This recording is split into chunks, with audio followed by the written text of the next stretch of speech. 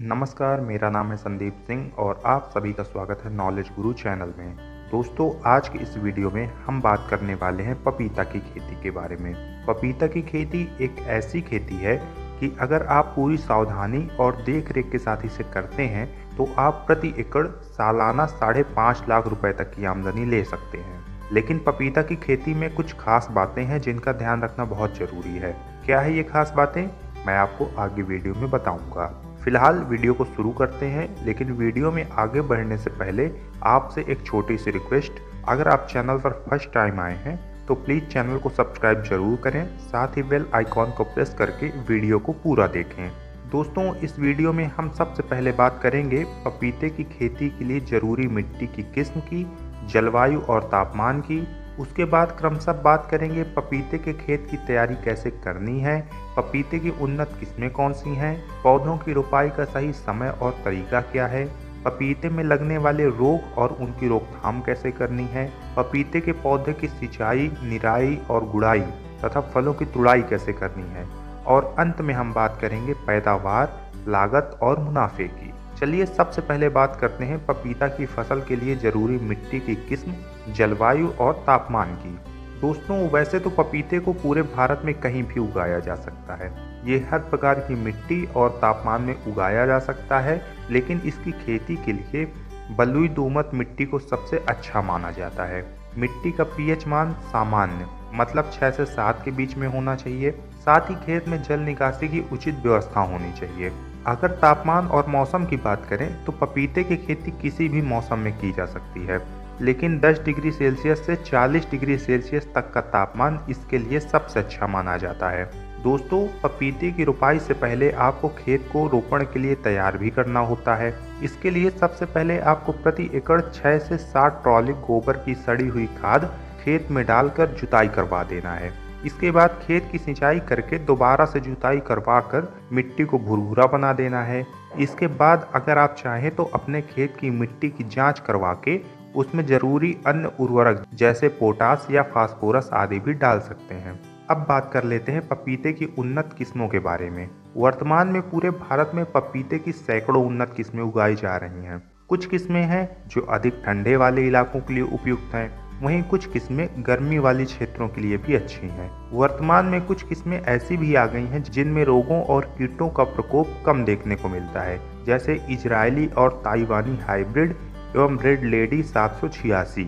ये पपीते की किस्में वर्तमान में भारत में सबसे ज़्यादा उगाई जा रही हैं, क्योंकि इनमें पैदावार भी ज़्यादा है और रोगों का प्रकोप भी देखने को कम मिलता है। अगर आप चाहें तो आप भी इन किस्मों को लगा सकते हैं या अपने क्षेत्र, तापमान और मिट्टी की किस्म के आधार पर भी पौधों का चुनाव कर सकते हैं। अब जान लेते हैं कि पौधों की रोपाई का सही समय और तरीका क्या है। दोस्तों, आप पपीते को पौधों एवं बीज दोनों ही तरीकों से लगा सकते हैं। अगर आप बीज से स्वयं पौधा तैयार करना चाहते हैं तो उसके लिए आपको सबसे पहले नर्सरी तैयार करनी होती है। नर्सरी तैयार करने के बाद 30 से 35 दिन वाले पौधों को आपको नर्सरी से निकाल कर खेत में लगाना होता है। लेकिन अगर आप सीधे पौधों को खेत में लगाना चाहते हैं तो उसके लिए आप नर्सरी से अपनी पसंदीदा किस्म के पौधों को लाएं जो 30 से 35 दिन पुराने हों और उन्हें खेत में लगा दें। आपको बता दें कि पपीते के पौधे क्यारियों में लगाए जाते हैं। इसमें 2 क्यारियों के बीच में 8 फीट की और पौधे से पौधे के बीच की दूरी 6 फीट रखनी होती है। आप इससे कम या ज़्यादा दूरी भी कर सकते हैं, लेकिन ये दूरी सबसे उचित दूरी मानी जाती है। इस दूरी में लगाने से प्रति एकड़ 1050 पौधे लग जाते हैं। इसकी रोपाई का सबसे बढ़िया समय सितंबर-अक्टूबर का महीना होता है, क्योंकि इस वक्त लगभग पूरे भारत में बारिश समाप्त हो चुकी होती है, जिससे जड़ गलन और फफूंद आदि लगने की समस्या भी समाप्त हो चुकी होती है। साथ ही पौधों को इस समय उचित तापमान भी मिलता है, जिससे पौधों का विकास भी तेजी से होता है और अगले वर्ष सितंबर-अक्टूबर से आपको फलों की प्राप्ति भी होने लगती है। अब बात कर लेते हैं कि पौधों की सिंचाई और निराई गुड़ाई कैसे करनी है। दोस्तों, पपीते के पौधों को सामान्य सिंचाई की आवश्यकता पड़ती है। अगर आप चाहें तो फ्लड इरिगेशन से सिंचाई कर सकते हैं, लेकिन इसमें सिंचाई की सबसे बढ़िया तकनीक ड्रिप सिस्टम या टपक विधि होती है। इसे आप एक साइड से लगा सकते हैं या 2 साइड से भी लगा सकते हैं। अगर आप पेड़ के दोनों साइड से पाइप लगाते हैं और सिंचाई करते हैं तो ये सबसे अच्छा होता है, क्योंकि इससे पेड़ के दोनों ओर से जड़ों को पर्याप्त पानी मिलता है और पेड़ ज़्यादा अच्छा विकास करता है और इससे पानी की भी बचत होती है।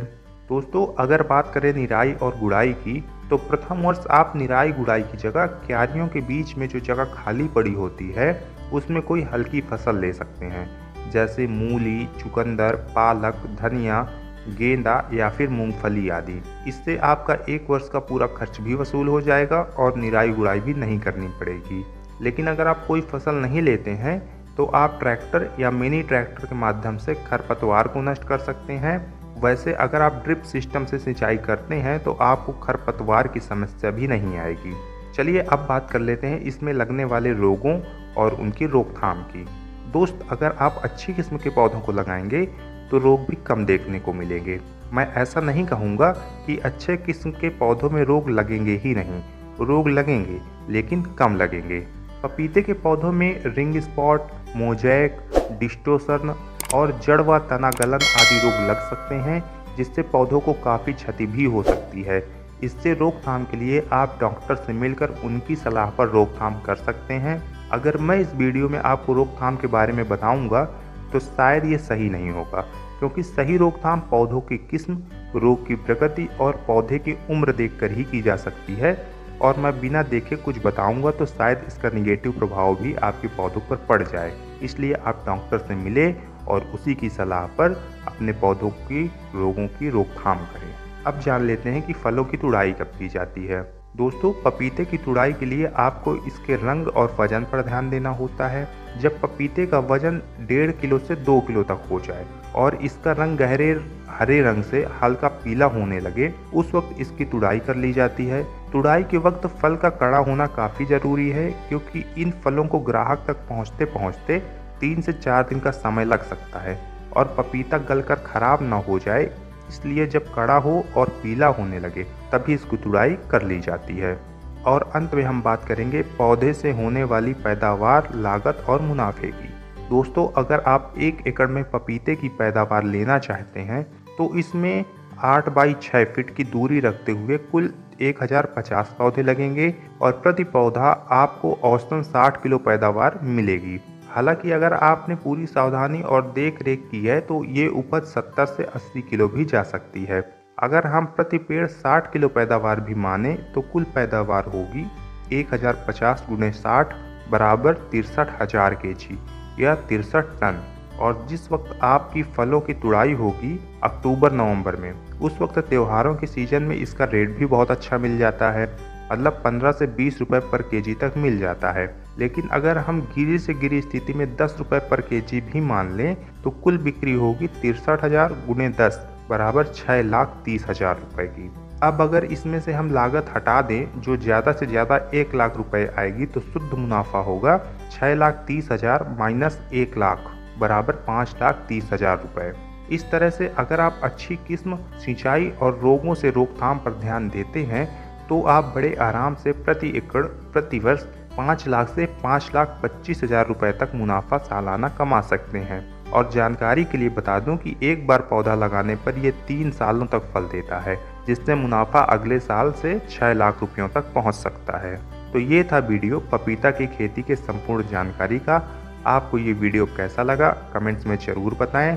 साथ ही अगर अब भी आपने चैनल को सब्सक्राइब नहीं किया है तो प्लीज़ कर लें और अपना लाइक भी दें। मिलते हैं नेक्स्ट वीडियो में, तब तक आप अपना और अपनों का बहुत सारा ख्याल रखिए। नमस्कार, जय हिंद।